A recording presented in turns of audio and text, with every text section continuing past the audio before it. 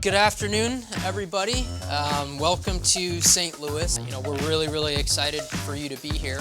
Founded the bakery in 1993, very small, wholesale-only operation. We really started looking for tools that we could find that could help us get our arms around what we were doing.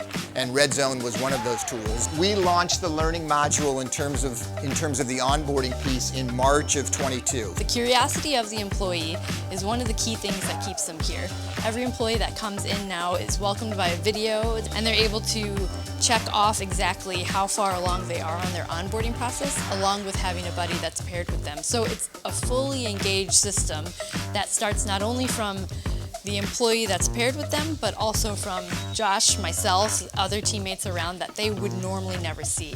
And they would learn the entire process of the bakery within 2 to 3 days. The change in 80% turnover down to 50%. We believe it's a savings of almost $500,000 a year. The more education that we gave our employees how to use Redzone, then they were able to put more information in for reliability, to say, okay, let me take a video, let me put information together. You have to have the passion for it, and you have to show that passion to the team. So you show that passion, and they're gonna see it, they're gonna start buying it. I think I have the best maintenance manager in the world.